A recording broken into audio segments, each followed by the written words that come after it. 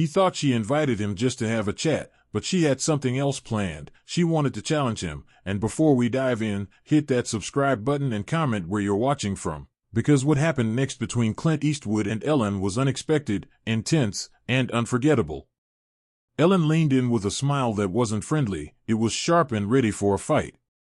"Clint, you've played heroes who stand up for what's right, but off-screen, you stay silent," she said, not even letting him respond before continuing, pointing out that during important times in the country, he didn't speak up. Clint stayed calm and quiet, letting her talk. She accused him of acting like a symbol of strength in movies but not showing it in real life. She was serious now, no jokes, just pressure. But Clint was about to make a strong statement. He looked her in the eyes and said, "You mistake silence for surrender. I call it discipline." That line hit hard. Ellen's eyes narrowed, and she shot back, "Discipline or fear of being challenged?" Clint didn't flinch. "No, fear is talking too much and saying nothing," he replied. Ellen leaned back, clearly surprised. She thought he would avoid the question or soften his tone, but he didn't. Clint leaned in, his voice solid and steady, and said, "You want fake outrage? Then you invited the wrong man." Ellen tried to take back control and said, "You've had years to influence people, but you hid behind scripts." Clint responded sharply, "And you hide behind laughter." The tension had already peaked. This wasn't just an interview anymore, it was a face-off. Ellen believed she had the upper hand with her bold questions and critical attitude, but she was wrong. People expected Clint to avoid the pressure or fold, but he stayed firm and shifted the whole vibe.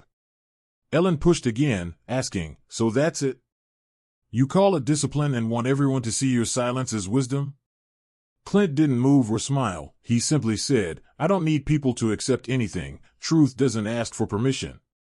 Ellen paused, hesitated for a moment, then came back stronger. "No, Clint, you don't speak because deep down, you know your time is over. Your values, your stories, they come from a world that doesn't exist anymore." Clint responded calmly, without hesitation. "The world changes every 10 minutes, but character stays the same," Clint said calmly, while Ellen, clearly irritated, snapped back. "You were given a platform people dream of, and all you did was make movies, not change." Clint didn't even flinch. "I'm not here to change people. I'm here to show them something real. If that makes them uncomfortable, they can look away." Ellen raised her voice. "Real? You think those westerns were real? That's your idea of truth?" Clint stayed firm. "I never said they were documentaries, but they showed men who owned up to their actions." Ellen gave a weak laugh and asked, "So now you're the moral compass?" Clint leaned in, calm and clear. "No. I'm just not pretending to be kind while stabbing someone mid-sentence." That hit deep, no shouting, no insults, just raw truth. Ellen looked for her next move, but Clint wasn't done. "You bring guests on this show to trap them. You ask questions you don't want real answers to, and when they don't agree with you, you call it weakness." She tried to reply, but Clint cut in, "You don't want truth. You want agreement. Silence.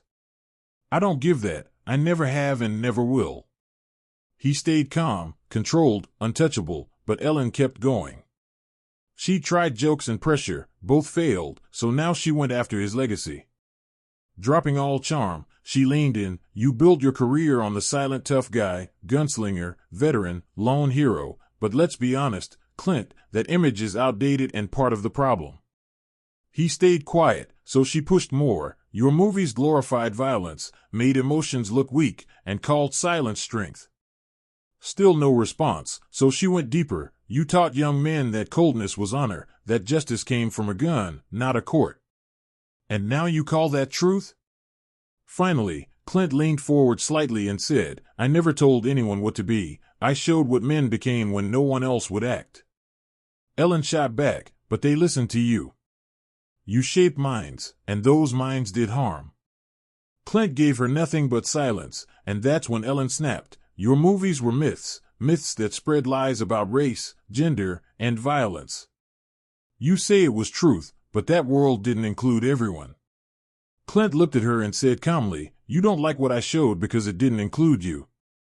She blinked, surprised, and he added, not every story needs to be soft, not every hero has to shout, and not every truth needs to fit your comfort. Ellen fired back, you're making excuses, you're just an old man defending outdated values. Clint's face didn't move, and you're just a loud one hoping noise makes up for meaning.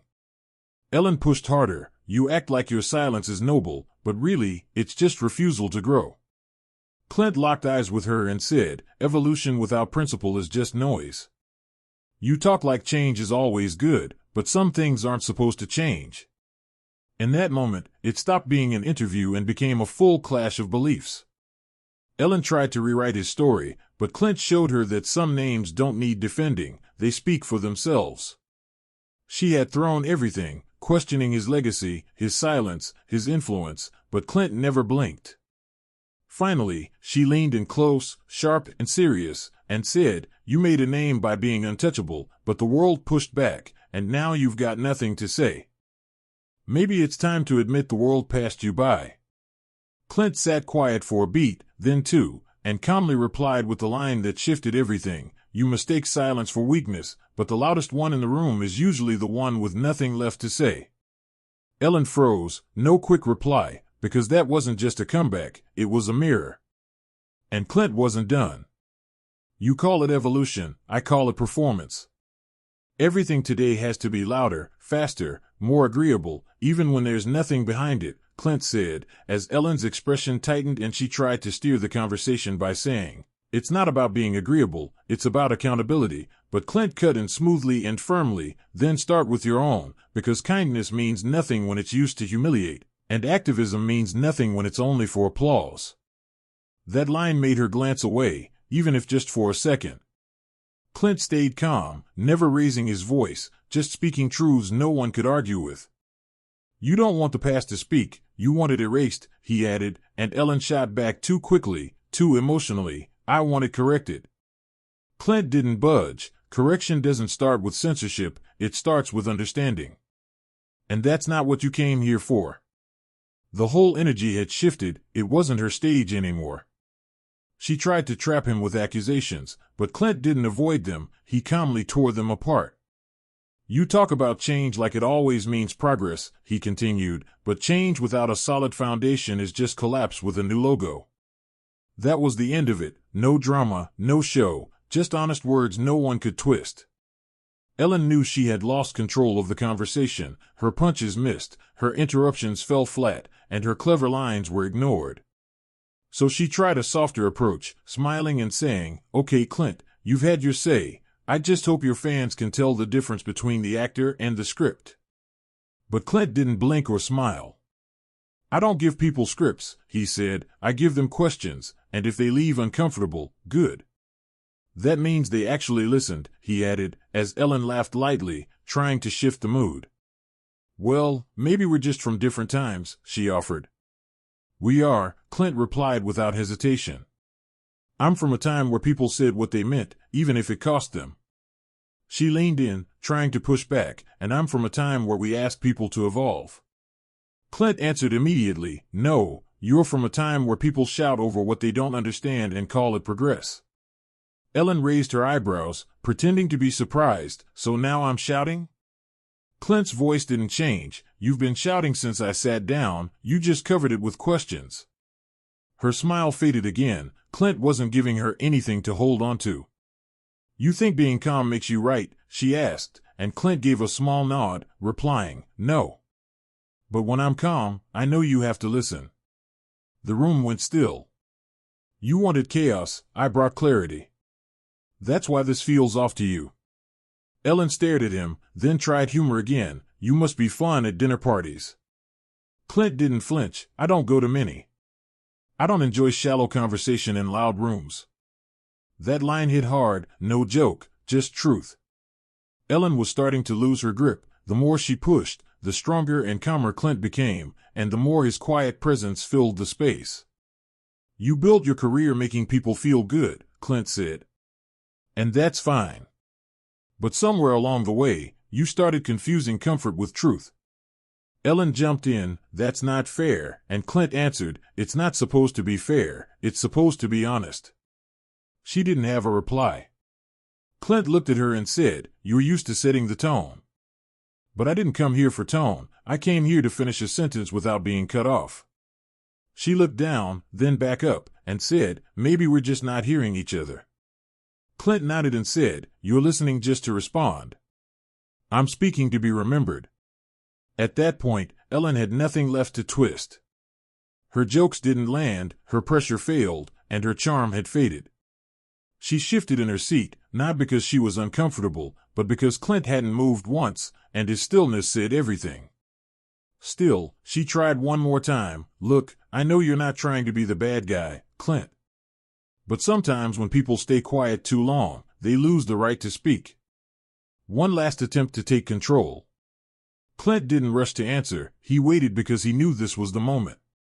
Then he leaned forward, calm and clear. "People don't lose the right to speak, Ellen. They lose the patience to explain themselves to people who already made up their minds." That was it, no anger, no drama, just a final truth. Ellen opened her mouth, paused, and said nothing, because anything after that would have felt fake, and she knew it. Clint adjusted his jacket and stayed still. "You wanted regret, you got reflection."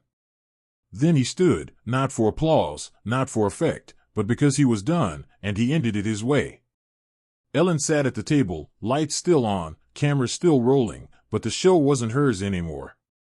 Clint Eastwood didn't shout, didn't insult, and didn't fold. He came with nothing to prove and left reminding everyone what real presence looks like, when someone speaks with meaning, not volume. Ellen tried to create a moment. Instead, she witnessed a masterclass in grace, control, and quiet strength. Hit that subscribe button and drop a comment below. What would you have said in Clint's place? Because sometimes the most powerful thing you can do is say just enough, and nothing more.